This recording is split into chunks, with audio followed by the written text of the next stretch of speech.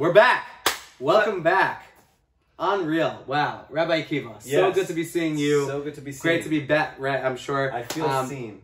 In more ways than one? Oh, just one. Just one. Okay. What were you implying? That's for maybe another talk. We'll get into that. But wow, what a summer it's been. It's been oh wow. We haven't had a show since like June or May. We'll go with that. Moon Sure. Jay. What? Okay, on to our topic this evening. What is our topic this afternoon? You know, I was thinking a lot about what. Who cares? Timing's irrelevant. It could be evening, morning. It's true. Okay. It's 2021. There is no. I'm saying it's Corona, so like everything's Zoom. Nothing. There's no time anymore. Well, this isn't even Zoom. This is not Zoom.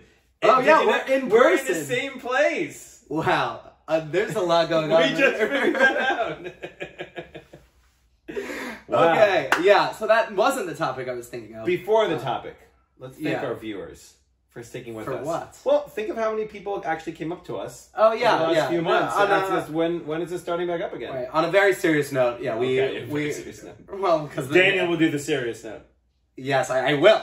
Go say it. On that note, we do want to thank everyone for their patience, for their encouragement, for their support. It really is exciting to know that the messages we're talking about resonate and are really impacting a lot of you on some very serious levels. And maybe you're just here for the quips and banter, and that's fine. Let us know in the comments why you're here. Yeah, because everyone's really going to comment why they're really here. Well, I'm really curious. Okay, well, you can message him privately. Put it in the comments. You can, yeah. That's something everyone is welcome to do. Or DM us. Great. Go. Nope, wasn't high five. We do that at the end. I didn't know what you were going. Saying, well, we are out of practice, as you can tell. I thought this was pretty on point, actually. What's today's topic? Right, you can really see when we're in person how even less is capable of getting done. I feel like we're getting a lot done. I feel seen. You would think that. In just one way. As we've established. Okay, so today's topic this week, actually as we're filming this, elections are wrapping up in America. Yep. And one thing we were discussing is this notion that as we move to Israel, there's definitely less of a focus on politics. Politics definitely exists here. It's way more contentious, if you even think that was possible, than in America. There are some 13 parties serving in parliament. It's definitely busy times here in Israel, and there's a lot to comment on. But also coming from the American perspective, politics don't dictate your conversations. They don't dictate who you have relationships with. And I think the question for today is, can you really be a good person and an active member of society without being so engaged in politics, without feeling the need to bring it into every conversation? Right. And for those just joining us, if you're new here for whatever reason, which is crazy, so we kind of come up with a topic beforehand, and then the rest is just unscripted. So the question is planned, but we don't really know yet what the other person is going to say. So the first thing that comes up for me when you say that is, I remember vividly a Latte and Learn, a program I used to run in Northern California, 2017. Okay, I had been back a few months already after my first stint. That was our second stint back. And I remember this topic coming up. And we were talking about politics and how everyone has to know. And it was something that happened in the news. And I was like, I don't know anything about it. And one of the teams was like, how do you not know anything about this? Like, why don't you care? Mm-hmm. How could you not care? And I'm like, I actually care a whole lot. I'm a pretty caring person. I care about people. I care about society. But just because I missed, actually, I don't even remember what the article was about politics, doesn't mean that I'm an uncaring person or a bad person or a divorced from society person or doesn't, and that, I don't know when that came up. I mean, I think I do actually, around 2016 is really when things got really contentious. When things got really heated in America and this massive divide happened, and suddenly it became like, well, if you're not involved in politics, then you don't care. But growing up, and not even just growing up, when I used to teach up until 2015 when I was in America, some teens were interested in politics, some people were interested in politics, some people weren't. And it was okay. Right, and then we had like different tracks. And like you come to Six Flags or come to the political advocacy track. And some people didn't go to the political. It wasn't like, how dare you? It was just another topic. And I think it's become pretty problematic. I know I'm talking for a while, but I think it's pretty problematic. Wow, say that 5 times fast. Pretty problematic. It's just 2 words. Say it. Try to say it 5 times fast. Pretty problematic. Pretty problematic. Okay. See? Okay, next. who was moving right along? I just want to remember. Oh, I was right. So there's a first for everything. Nothing I can even throw around. What's the point of being in person? I think it's pretty problematic that it has become so much a part of people's identity, where they stand on politics, or that they stand somewhere in politics. Okay, I don't know. I don't think it's a problem if it's a part of who you are, if it's something you're passionate about.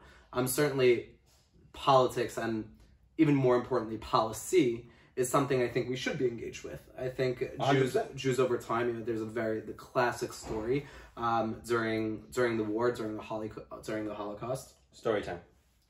Great. I'm pretty sure that was. I realized you were going to talk about a Holocaust story. I wanted to brought in levity. Oh, great. No, but it's not. I mean, it's not about. I mean, it is. But 400 rabbis got together in America during the Holocaust, going to lobby the White House, the administration, to bomb the train tracks leading to Auschwitz, and they just couldn't get a meeting.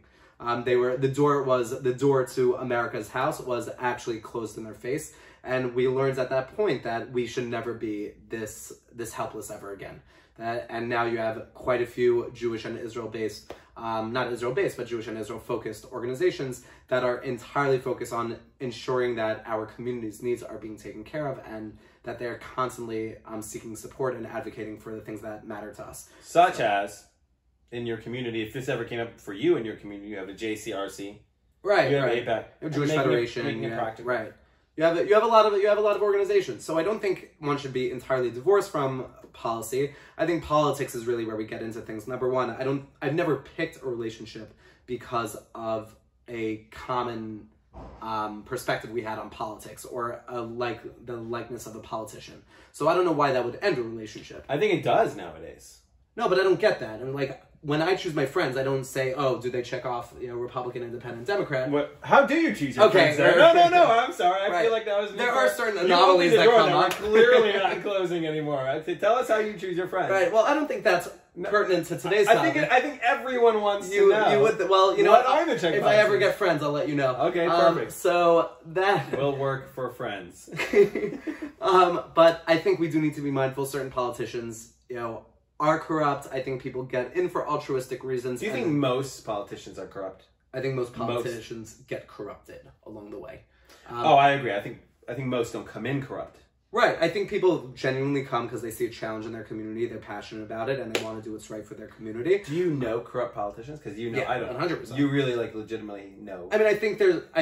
I think we all know the classics. I'm saying, do you personally know? Yeah. I mean, I know politicians, so I think absolute power corrupts absolutely. So not that... Is that your original line? No, that's not an original line.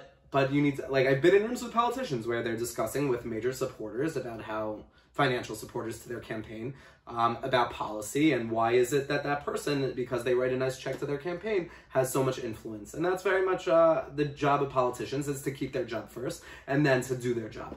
So I think... keep their job, then do their job. Right. So you know what? I've seen that in other parts of life, honestly. I don't think it's unique to politicians. But I think times money dictates. Right. Except for that story you were telling me in Los Angeles.